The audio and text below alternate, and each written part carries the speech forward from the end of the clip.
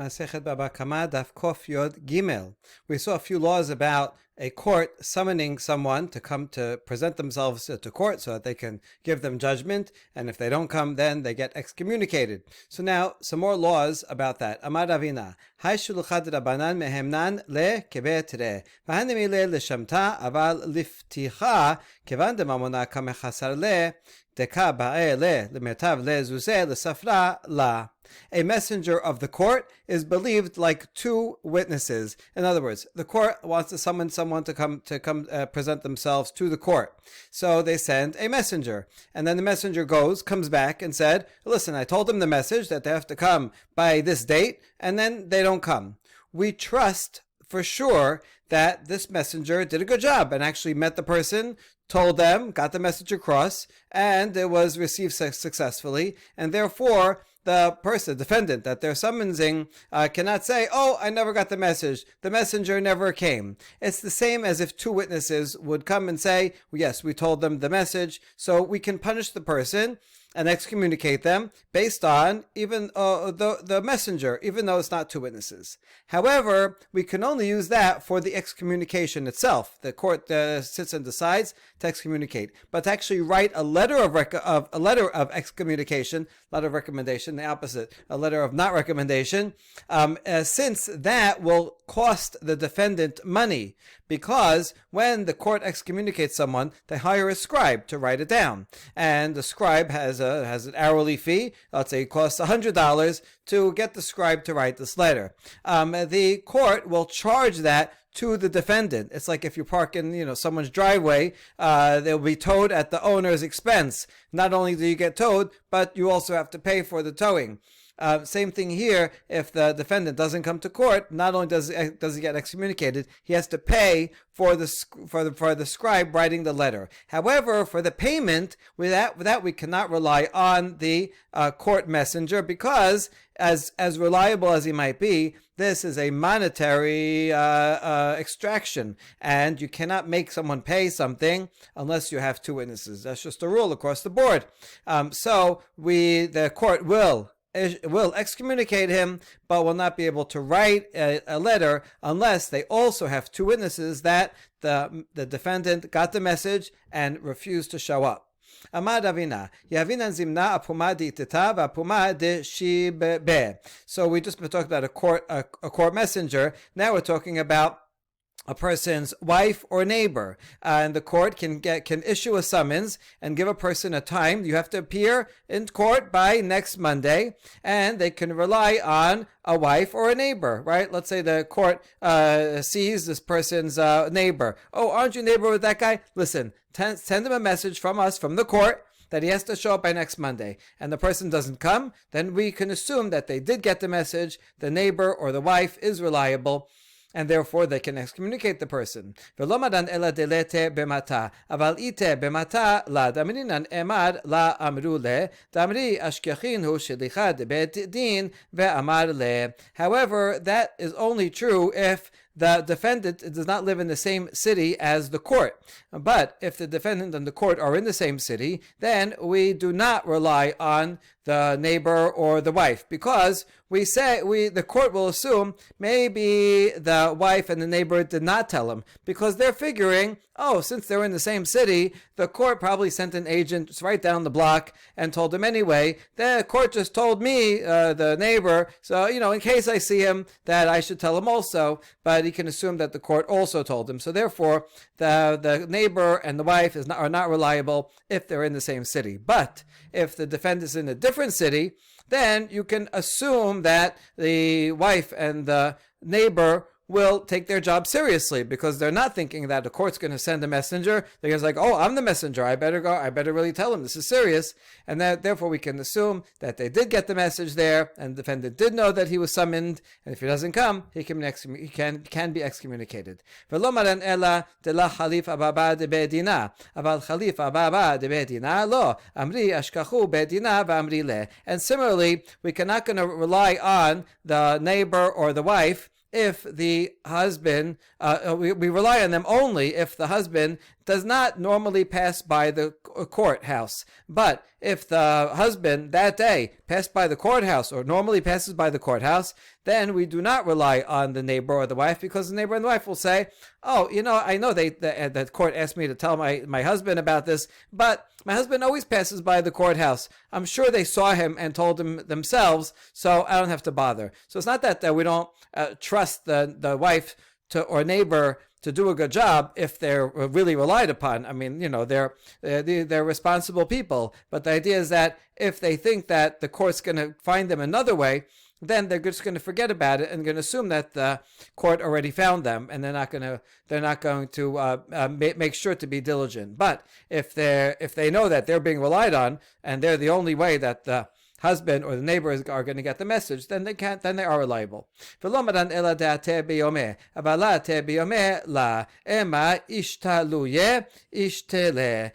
all this that we rely on the wife or the neighbor is only if we're sending the message for that very day, and the husband will be home that day or the neighbor will be home that day. But otherwise, we assume they forgot. Right? Let's say the husband is away for 3 days, and we tell the wife, listen, when your husband comes home, make sure to tell him that the court wants him in court in next Tuesday, next Monday.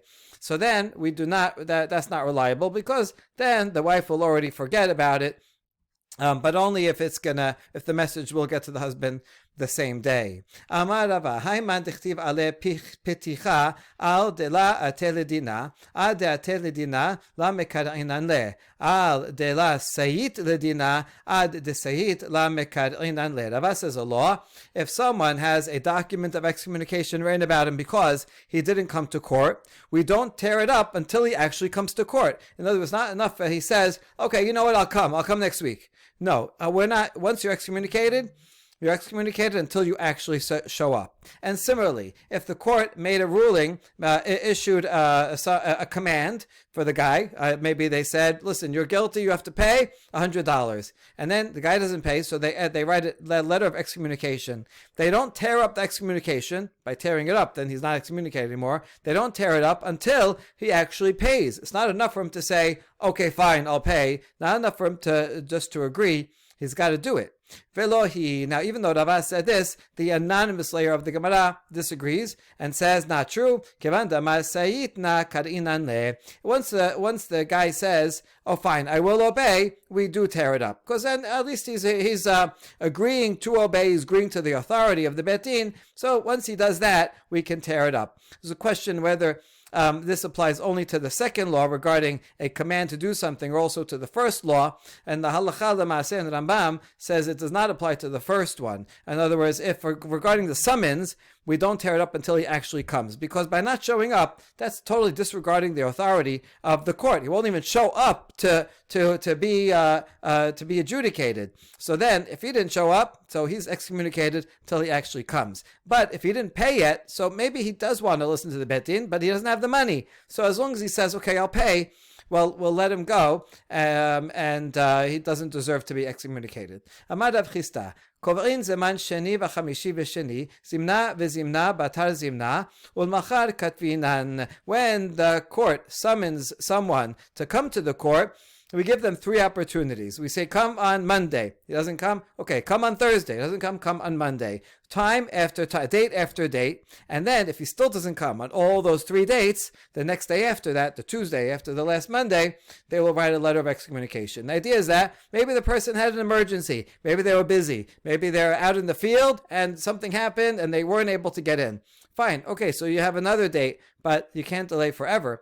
Rav Aseh iklal be Rav Kahana. Chaza hi teta de azmena ledina befanya ubsafra katib ala peticha. Now, following up on that last halacha, Rav Aseh said, I was in the house of Rav Kahana, and I saw that Rav Kahana summoned a certain woman to come to court, and she didn't come on that day. The next morning, he already wrote a letter of excommunication. So he didn't wait Monday, Thursday, Monday.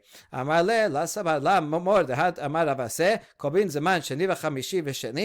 Aseh, who's a guest in Rav Kahana's house, is wondering about this. Right? It says, Rav Kahana, do you not follow the opinion of Rav Chisda that you give a person 3 chances to come to court?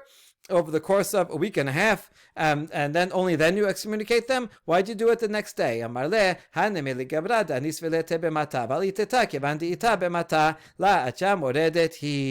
So he answered, that law that you have to give them Monday, Thursday, Monday only applies to a man, because he is involved in business, he's out on the farm, and so it could be things came up, he was traffic, there's emergency, and he wasn't able to get into the city. The court's in the city, and most people were farmers out in the farm. So we understand it could be difficult. We have to give him 3 chances to come. But the women generally were not working in the farm, they were home, and therefore, since they're in the city, right near the court, so why didn't they come? She has a whole day to come. Well, what else is she doing? What kind of emergency would stop her from being able to come into the court? So if she doesn't come, then we can see that she is rebelling against the court and deserves excommunication right away.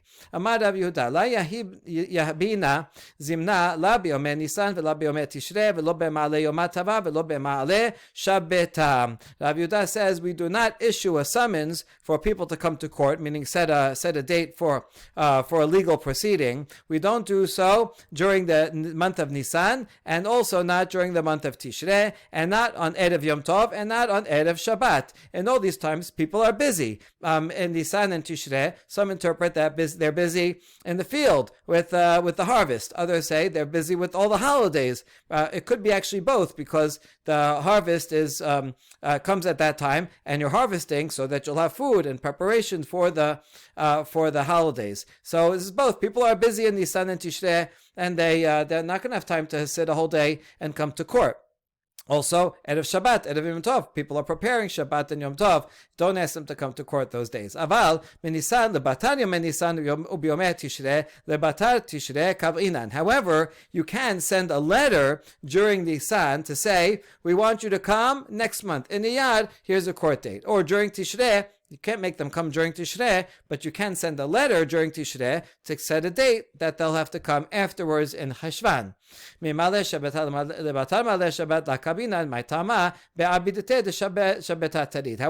that does not apply to Erev Shabbat. Erev Shabbat, not only do you have a court case, should you not have a date for a court case on Shabbat, also you should not even send a letter on Friday to say come to court on Monday. Even that we don't do, because people are so busy out of Shabbat. They're going to get a letter. Messengers will come with the letter, but they're busy making the hamin, making the chulent, baking the bread. They're busy with a million things, and they're just going to forget about the letter and not mark it on their calendar.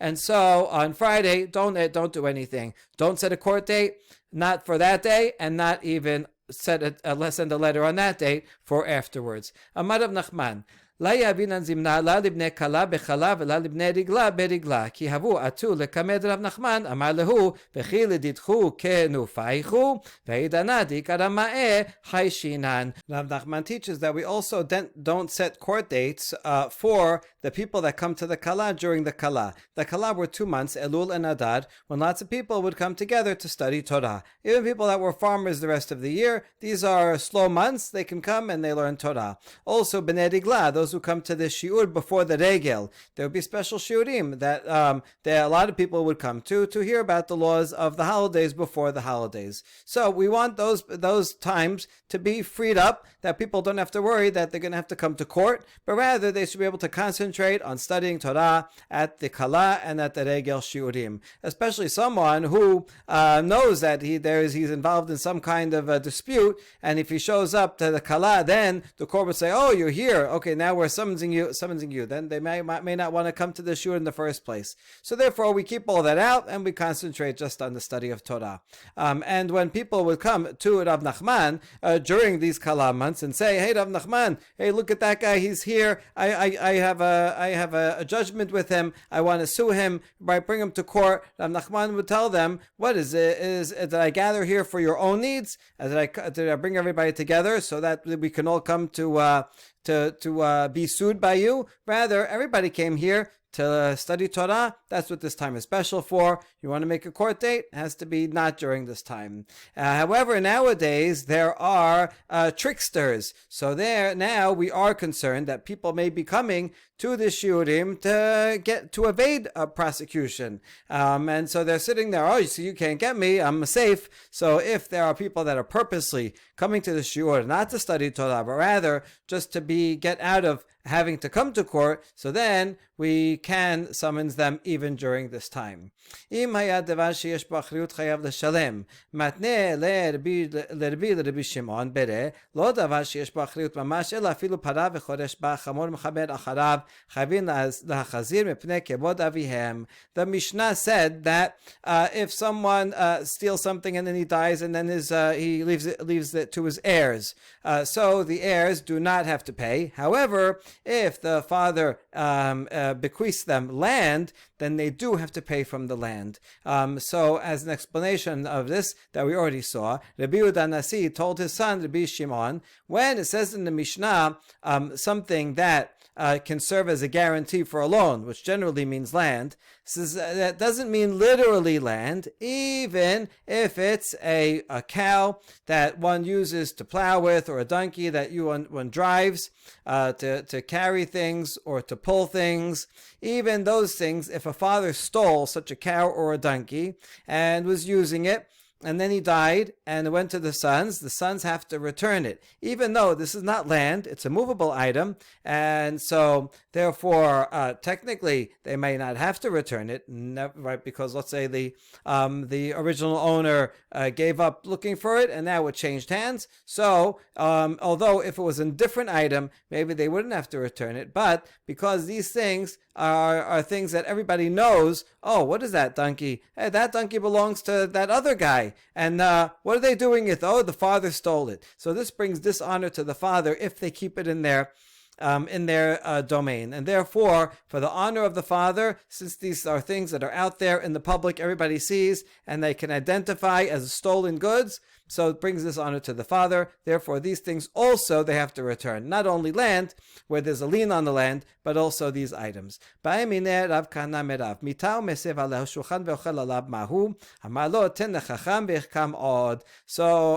Kana asked Rav, what about a bed that a person lies on, or a table that he eats on? What about those? If the father had stolen such a bed or a table and then died, and now the sons are there, can the sons keep it, or is it similar to the cow and the sons have to return it? And he gave a roundabout answer. He says, give to a wise man and he will be wiser. In other words, the halacha gives us a few examples, and you can figure out from those examples, right? If you have to return a cow and a donkey, because these are things that people know and are identifiable, and says, oh, that's a stolen item. So too with a bed and a table, even though they're more in private, but nevertheless, sometimes people come over, they see, hey, that table, I recognize it belongs to that other guy. What is it doing here? Oh, their father stole it. So it'll still bring dishonor to the father, and therefore these are also items that the children must return to the original owner if they were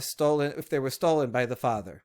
Next Mishnah, en portin lo mitevat hamochsin velo mikis shel gabain ואין נוטלין מהן צדקה, אבל נוטל הוא מתוך ביתו או מן השוק. One cannot exchange money, right? Give them a big coin to get smaller coins from the trunk of the customs collector or that of the purse of a tax collector, and one cannot accept charity from them. The reason is that these are all considered thieves, a moches, the customs collector and tax collector. The way it worked generally back then is, let's say you have a king or governor, emperor who has a right to take taxes. Okay, fine. That person deserves to get the taxes or collect customs. That's fine. However, in those days, the government did not collect the taxes directly, but rather they would hire someone to collect the taxes for them. They'd farm it out to the highest bidder. So they'd say, listen, we want $1 million in taxes. Who can collect it for us? And so you had a few different people who said, listen, we'll collect it for you. We'll collect you more, or we can get you 1.2 million. This is okay, fine. You get the job, right? We'll give you some guards to help you. Now, if the tax collector goes and is able to extract $2 million from the people, then the tax collector gets to keep all the extra. So really these tax collectors are basically thugs who took as much as they can, and they gave the government some portion, but the rest of it is basically stolen.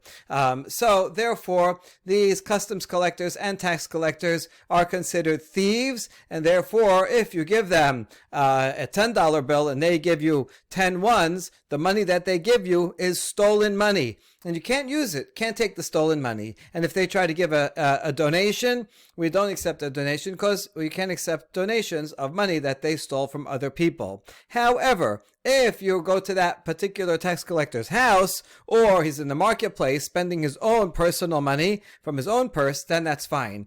So we assume, okay, he has a salary, he makes money, that's okay. Maybe he has a farm, other investments, whatever. That's okay. But the trunk where he actually takes in the customs or the tax, that is stolen money, and you can't take that money. Tana, aval noten lo dinar venotel lo et hashar. However, the Baraita gives an exception that you can, if they're paying the tax, and you don't have to pay a whole dinar, you only have to pay half a dinar. But that's what you have. You give him a dinar, and it gives you change. You can accept change, even though the change is coming from the chest that he's collecting other money from. You don't have to overpay, so you can't go to him just to be a money changer. But if you have to pay him, you can accept change from him. Now we're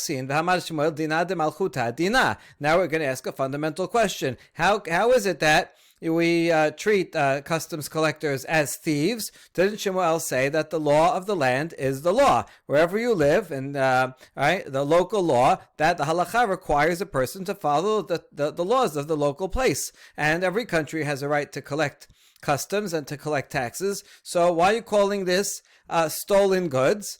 Amar Rabbi Chanina bar Kana Amar Shmuel b'moche she'en lo kispa debe Rabbi Yanai amri b'moche sa'amed me'alav. So two answers. Shmuel said we're talking about a collector who has no limitation. If the government, even if they farm it out, they say, listen, we want $1 million, you can only collect $1 million, right? I mean, you'll get some salary for your work, but you cannot collect more. If the government's on top of that, then that's fine. If you're living in a country that has an IRS, and well, you might complain about taxes, but okay, vote for people that will vote in better tax law. That's not their problem. But the IRS themselves, they're not stealing more money and pocketing it for themselves, the tax agents. So if you meet a tax agent, you can't assume that any money that he has is stolen. No, it's not true. So in America, in modern countries, right, the tax collectors are not taking for themselves any more than the government allows. In that case, the tax collectors are not considered thieves. But in a case where you have a king who says, here, you go get taxes, and they're allowed to take as much as they want, as long as the king gets his share, that those people are considered thieves. Or, Rabbi Yanai says, we're talking about a customs collector who sets up his own stand. He goes to a bridge, he sets up a booth and makes everybody pay him. Or he goes around and gets protection money from all the stores in the street. All right, this is just a mafia operation. Has nothing to do with the government. The government didn't authorize him at all. So that person certainly is a thief. And any money he takes, you can't benefit from. This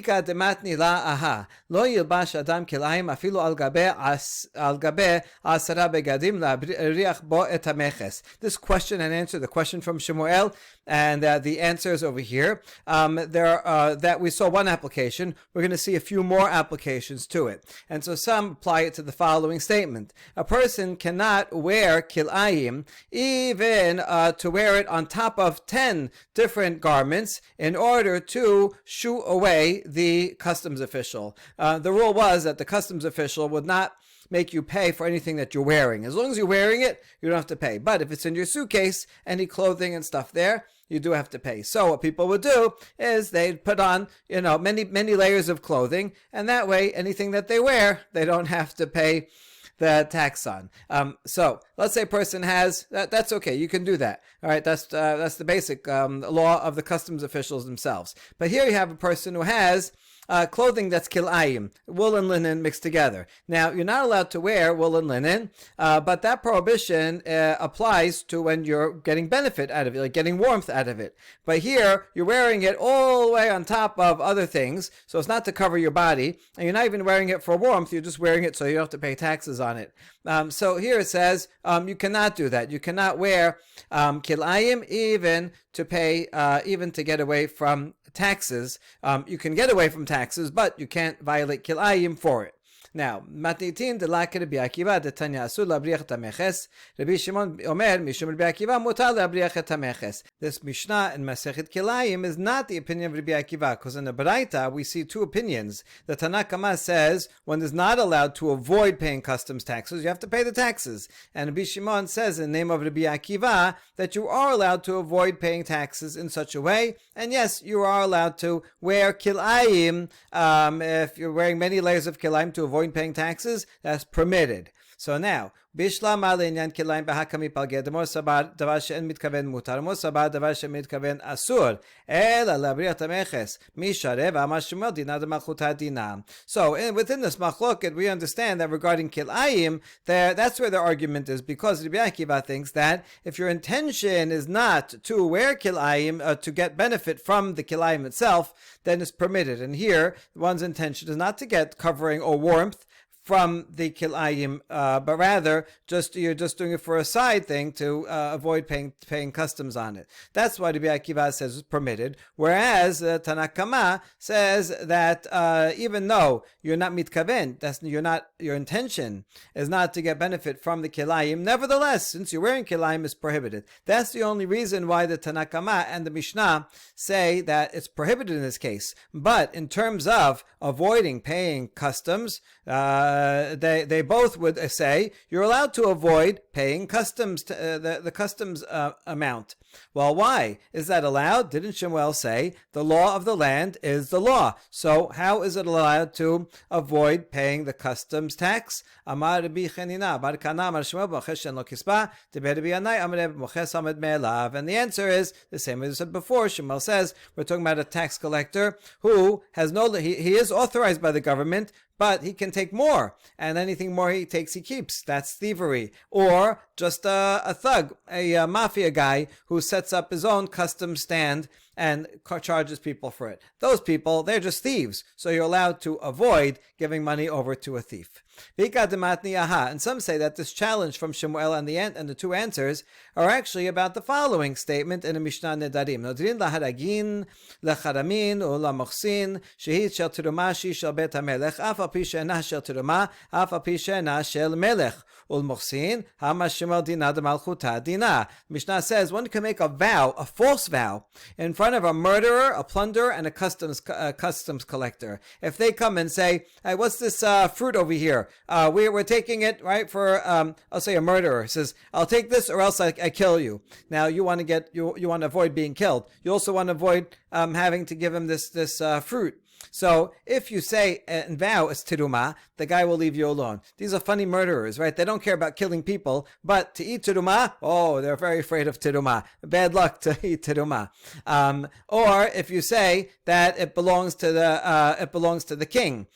So in other words, this is already taxes to the king. So the murderers, although they don't mind stealing and threatening people's lives, but they're not going to take something that is taxes that belongs to the king, or something that the king, you're holding something for the king. And so he says they're not going to take that because they're afraid of the king themselves. So you can make a vow, even though it's a false vow, because you don't have to, you're saving your own property.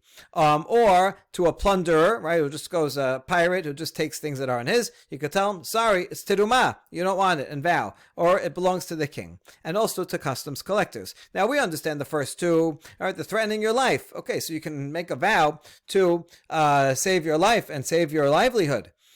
Even though the vow is false. But customs collectors, why? Shemuel said the law of the land is the law. So he's collecting customs. That's a right for every country to collect customs, and you should pay it. You have to pay it. So,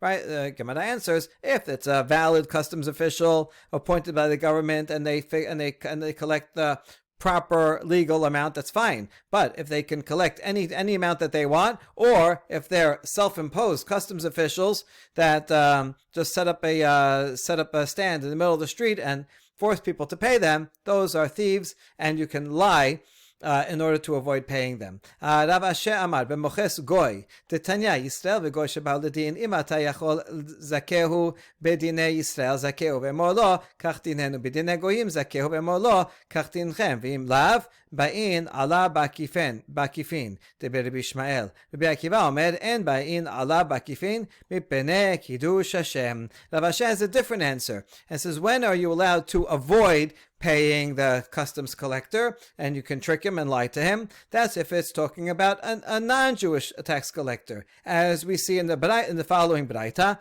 there's a difference between a Jew and a non-Jew. We're going to see this is a long discussion about taking things from a non-Jew, lying, stealing, not returning things from a non-Jew. These are all morally very questionable, and nowadays this would not apply according to the Meiri. The Meiri explains that all these laws about taking something from a non-Jew only applied in the olden days when we're talking about Ovdei Avodah Zarah, people that have no moral compass, that they don't believe in God, in morality, have no laws of their own, and so life in there would be like living as a Jew under the former Soviet Union, where there's no religion and they treat Jews, they mistreat Jews, and so in that case, you can avoid paying the non-Jews around you, or it's like stealing from a Nazi. So that's Meiri says that's what we were talking about. That was the reality of life for Jews in most countries. However, Meiri says, if you're living in a place where people are moral and have laws and are law-abiding and believe in God, then in that case one cannot steal or not return. One cannot not return things to a non-Jew, and all of these laws discriminating between Jew and non-Jew do not apply. Instead, right, we have to treat all human beings as being B'Tselem Elokim. Okay, so that's important to keep in mind, that distinction of the Meiri, and we'll actually see a proof for that opinion coming up. Okay, so anyway, the Baraita says that if a Jew and a non-Jew come to court, and they're coming to a Jewish court, so you have control, so you should always find a way to vindicate the Jew. If you can do so using Jewish law, then you say, listen, this is Jewish law, this is our law, and according to our law, non-Jew, you have to pay. And if not so, let's say Roman law, or whatever country you're in, would benefit the Jew, then we do that. So we also say the Jew is vindicated, and we tell the non-Jew, we're following your own law. According to your own non-Jewish law, you are guilty. And if not, if both Jewish law and non-Jewish law would make the Jew guilty, then we find some roundabout way, right? We make something up, we use a loophole, and we trick the non-Jew to make the non-Jew guilty and vindicate the Jew, according to Rabbi Ishmael. Rabbi Akiva, however, disagrees with the last part. It says, listen, if you can find a valid law, whatever, in halacha or in the Roman law, then use that. But if not, then we do not come in a circuitous way and trick the non-Jew because of sanctification of God's name. We don't want people to say, look at the Jews, they use all kinds of tricks and they lie and cheat. So rather, we have to make a Kiddush Hashem, and we'll if there's no way we can legally vindicate the Jew, then we have to tell the Jew that he has to pay. Rabbi Akiva, Tamad Ika Kiddush Hashem, Haleka Kiddush Hashem, Ba'in. Now we ask a question. According to Rabbi Akiva, the only reason that you would not use trickery against a non-Jew is because you want to make a Kiddush Hashem. But if not for that reason, then you would be able to trick the non-Jew. Are you allowed to steal from a non-Jew? Rabbi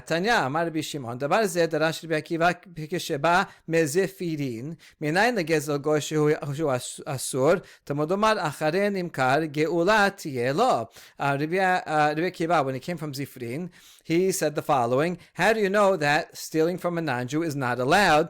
Because it says regarding a Jew who sells himself into slavery to a non-Jew, right? Jew is so down and out, he's so poor, that's his last resort. He owes money, he owes $1,000, so he goes to his non-Jew, says, I'm going to sell myself to you for $1,000. He can pay back his creditor, and then now he's owned by the non-Jew. Regarding that, the Torah says, after he's sold, he can be redeemed, right? His family, his friends should try to redeem him. So what does that mean?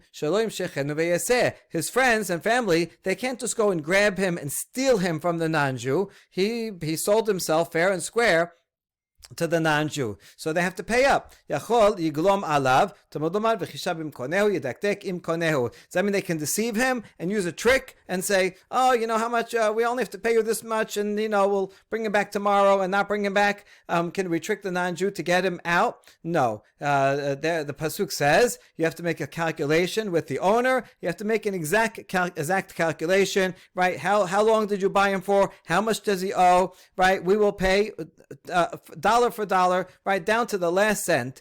So you see from here, one is not allowed to steal from a non-Jew, but rather you have to pay if he owns a Jew and you can redeem him. You have to pay him down to the last cent. Amar Rav Yosef lakashya ha begoy ha beger toshav. Rav Yosef says we're talking about two different cases. If it's a non-Jew, then you're allowed to trick him, and he comes to court. That's the kind of person that you can trick, take, right, do what you need to. But a ger toshav, this is a non-Jew who resides in Israel and he observes the Sheva Mitzvot Bnei Noach. That person you have to deal with total honesty. So you see, this could be a good source for the Me'iri, that there's a difference between a non-Jew who has no morals, is not living according to any law of any kind, and so that person, is just a lawless, corrupt place. So then you have to deal with them in that way. However, a non-Jew who is law-abiding, has morality, believes in God,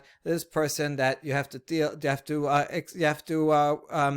accept and treat with total honesty. Amal Abaye, v'atarvayo gabe hadade ketibe, lo lecha ela leger shnemar leger, velo leger sedek ela leger toshav shnemar leger toshav. Abaye challenges this distinction of Rav Yosef, and he says, how can you make a distinction between a regular goy and a ger toshav? After all, the Pesukim that we're dealing with mentioned both back to back, right? Not only if he sold to you, to a Jew, but also to a Ged, as it says Ged, and not just to a regular Ged, Ged Sedek, that someone who actually converts to Judaism, but even the Ger Toshav, as it says the Ger Toshav. And it goes on in the Pasuk Mishpachat Ged Zehagoy, the family of a Ged. So that's who's the family of a Ged. If someone converted to Judaism, their family is not Jewish. Or offshoot, that's even someone who is sold to Avodah Zarah. Let's look at the Pasuk inside. We're talking about Yad Ger Toshav Imach. There's someone that lives in Israel from outside, Ger Toshav, resident alien, and he prospers. Meanwhile, your brother, your Jew, Mach Achicha Imo, he becomes poor, and so he's sold to a Jew is sold to this Ger Toshav, this non-Jew, or to an offshoot of their family. So you see, it says Ger, it says Ger Toshav, it says Mishpachat Ger, it says Eker Mishpat Ger. So you see that includes all of them back to back, all types of Gerim, and even their friends and even their families. So you see that all are included in one. So you can't make a distinction. And for all of them, it says, here, the pasuk later on says, V'chishavim konehu, you have to make an exact reckoning, a very honest payment. So they're all treated in back to back. So Rav Yosef, you cannot make such a distinction. Ela marava lakashya, kan begezelo, kan behafka'at halva'ato. Rava distinguishes between stealing from a non-Jew, which is not allowed, and canceling a loan, which is not as directly stealing. So the case of the slave that sold himself to a non-Jew, Rabbi Akiva taught that one cannot go and just steal the slave and take him back, but rather the family has to redeem him penny for penny, right? Pay full amount, because otherwise that would simply be stealing. Whereas the other ruling of Rabbi Akiva, who said that if a non-Jew and a Jew are in a court case, and let's say one claims a non-Jew says he owes me money, he borrowed money from me, he has to pay me back. And there, Rabbi Akiva said, if not for Kiddush Hashem, you'd be allowed to trick him and just find any loophole to have the Jew not pay. That was talking about canceling a loan. And that's why it would be allowed, if not, he said, Rabbi Akiva said, for the worrying about Kiddush Hashem.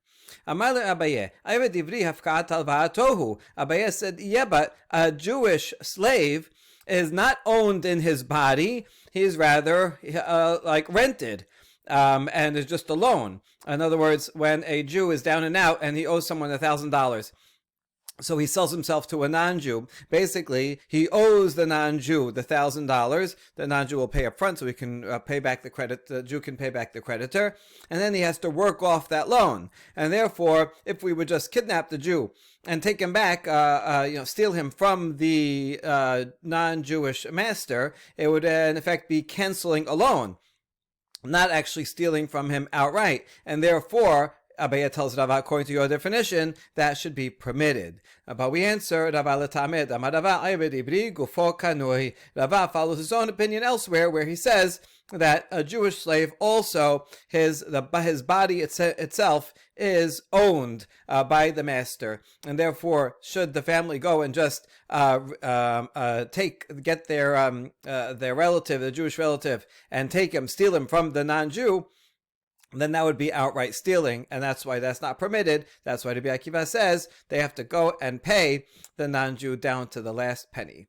Amar Rabbevai Amar Bar Gidal Amar Rabbi Shimon Hasida Gezel Goy Asur Abedato Muteret. Some more on the subject of making various distinctions. Rabbevai Bar Gidal, in the name of Rabbi Shimon Hasida, says that stealing from a non-Jew is not allowed, but not returning something he lost is permitted. You find a wallet that he lost, and you see it says, name that is not Jewish, then you don't have to return it.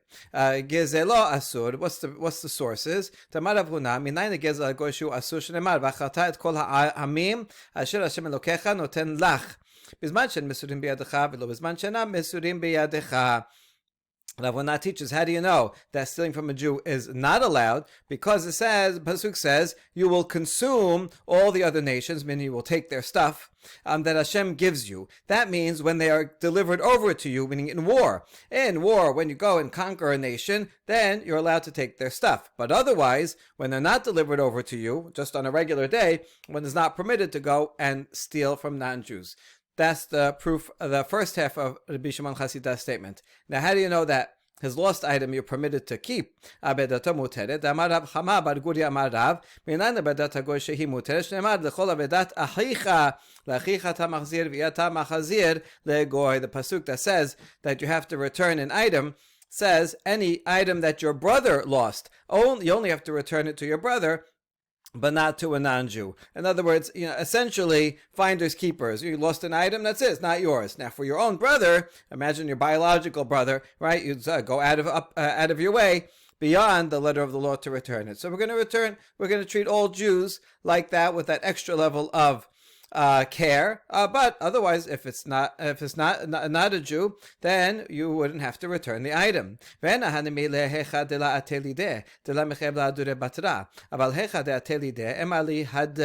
Yeah, hold on, but maybe that only means in the case where the Jew who finds it did not take it yet.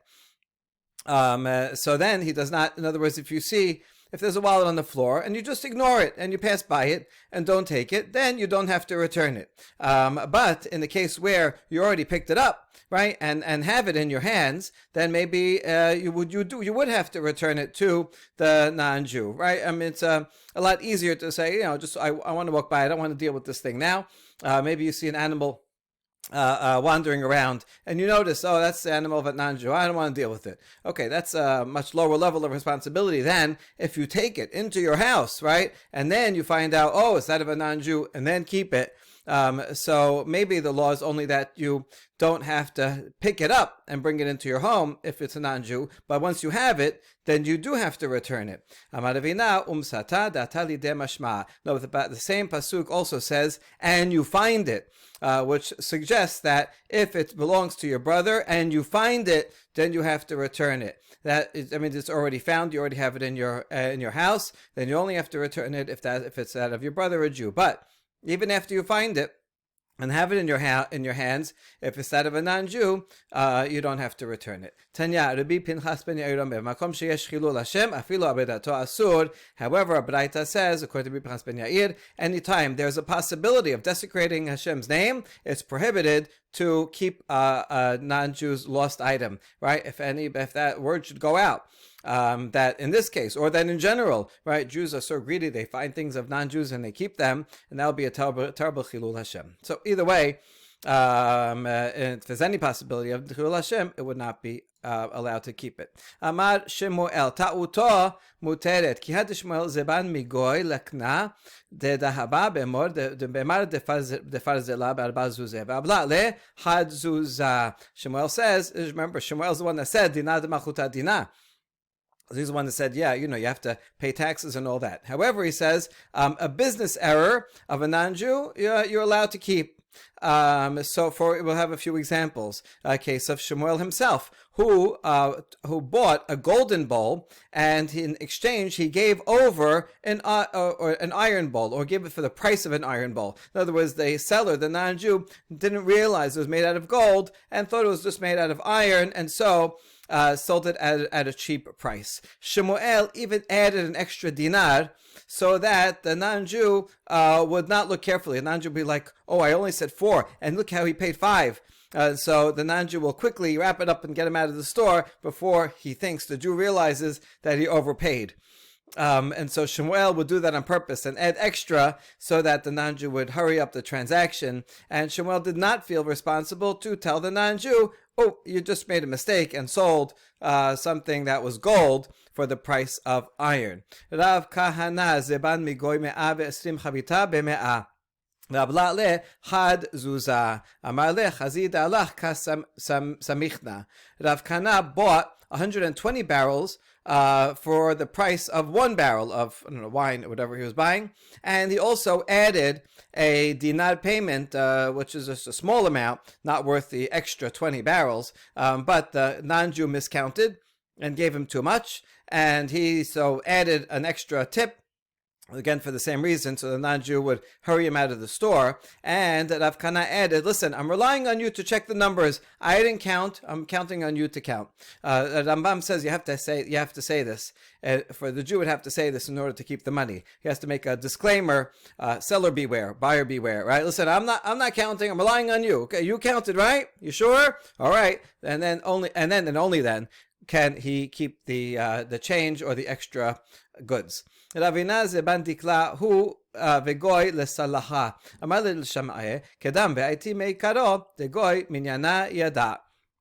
Ravina and the non-Jew, they joined together to purchase a palm tree, and they're going to chop it up and split the wood. Ravina told his attendant, go and take the pieces of wood before, so that you can get from the trunk of the tree, which are thicker, better wood, and then the non-Jew will take the upper ones that are thinner, because the non-Jew only counts the number of logs, right? The logger will say, oh, I got this tree where we cut it up into 20 logs. All right, I get 10, you get 10, and the non-Jew won't be careful to realize that he got the thinner logs, not the thicker logs, but Ravina permitted himself to keep the thicker logs. Rav Asher hava ka'azil be'urcha, chaza shibsha de gufna befardisa v'tali be'kitufe di'inbe. Amar lishma'eh, zil hazi de gonin hu aitev, id Israel ninhu la aiti li. Rav Asher was walking on the road and he saw a branch with of a grapevine with clusters of grapes on it, just hanging out there. So he told his attendant, "Go see who does this grapevine belong to? If it's owned by a non-Jew, I want to bring some to me. If it's owned by a Jew, then don't bring any to me." Okay. Shema hu goy dava yati bepardesa. A non-Jew overheard him. You see the danger of making a chilul Hashem. But Rav Asher saved the day. Amale de goy share. So the non-Jew who was overhearing said, "Oh, you're allowed to just take things that belong to a non-Jew." Amale goy shakil dameh Yisrael la shakil dameh. And so Rav Asher explained, non-Jews will take money, Jews don't take money. If it would belong to a Jew, I didn't want to take it because actually I want to pay for it no matter what. If it was belonged to a Jew and I took it, and then I tried to pay the Jew would say, "Oh, Rav Asher, great rabbi, no, I don't want to take money, I want to give it to you as a gift." And Rav Asher doesn't want to accept the gifts. So ne matanot yichyeh. But if it was a non-Jew, then he would take it from the non-Jew and then offer to pay later, and the non-Jew would take the money. So he says, Rav Asher says, I was intending to pay for it the whole time. I was only asking actually because I specifically want to pay for it. Gufa Amar Shemuel Dina de Malchuta Dina Amar Rava Teda de Katli Dikle Vigishre Gishre Ve'abrinan Alaihu. Back to what Shemuel said, we'll analyze it more in depth, that the law of the land is the law. Rava says, I have a proof for this, because look how the government cuts down palm trees of people. They just go like eminent domain. They take people's palm trees, cut them down, and they make bridges out of them for the public good. And we use them. Now, if you really thought that Dinah de Malchuta is not Dinah, and the municipality, the king, the governor, does not have a right to take them, then the bridge would be made out of stolen property, and you can't benefit from stolen property. So you see that Dinah, the law of the land, is the law, and if the government says, this is mine, eminent domain, then it is theirs, and therefore it's not stealing. And so that's why it's permitted to use the bridges as we do. Abaye challenges Rava's proof and say maybe it's because the owners despair of retrieving them. Once the government official comes, makes a bridge out of your palm tree, there's no way you're ever going to get it back. So once they make Yush, they give up. They despair. They give up trying to get it back, and therefore now it belongs to the public, and that's why you're allowed to use it. But maybe otherwise it really is stealing originally. Amarle ila dina de malchuta dina hechi miyash. But Rava says back, no. If not that dina, that the law of the land is the land, then despair would not work. Despair by itself, it doesn't make something not stolen and give it up. You need despair plus a transfer of possession. And here there's no transfer of possession because it remains on public property. And so Yeush by itself would not make it not stolen wood. And so therefore it must be that this is in fact a good proof. The fact that we use bridges made from people's individual private palm trees shows that the government does have the authority to do what they want and take people's stuff. Yeah,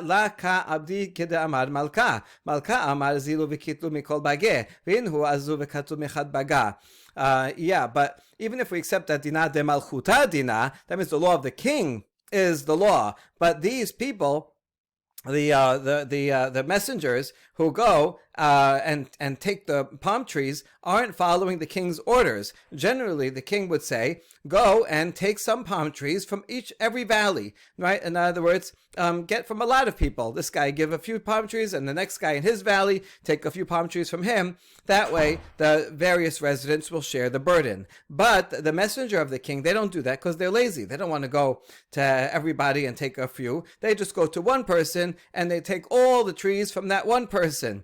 So really, that guy who's actually taking the palm trees is a thief because he's not even following the king's instructions.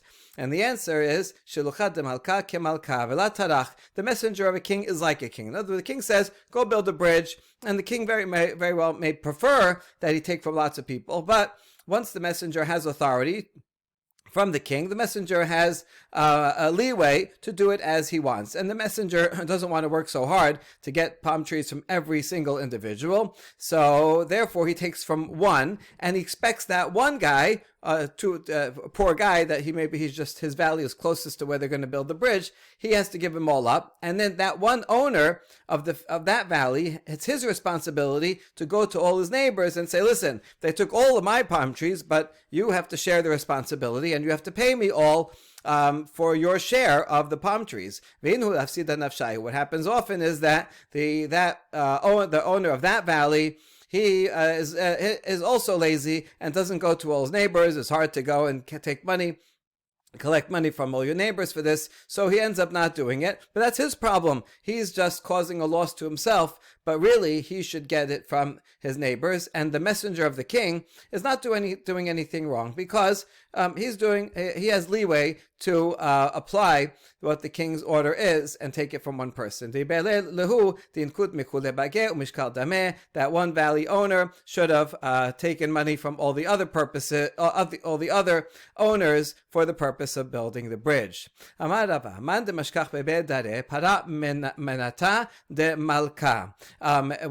king comes to collect tax from the granary, let's say the granary is shared by a few different partners. So whoever happens to be in the granary will have to pay the king for the entire property from his own share, and then it's his responsibility to go to the other partners and say, listen, I had to give him from the entire thing from my share, but there's 3 other partners here. You all have to pay me from your shares. to make up, so we pay equally. But that's only regarding partners. However, a sharecropper has no ownership in the field. He just makes a deal with the owner of the field that he will work this land and keep part and give back and give part to the owner. So since he has no ownership of the field, it's not his responsibility to pay taxes, and therefore if the tax collector takes it from the sharecropper, then that's just stealing. He's not allowed to do that. And the owners should pay the tax collector back fully for what he had to give. So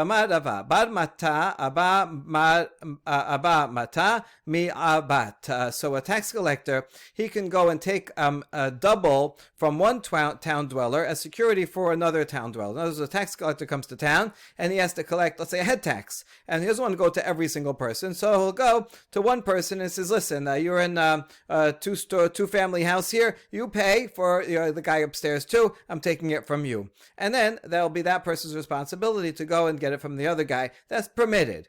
But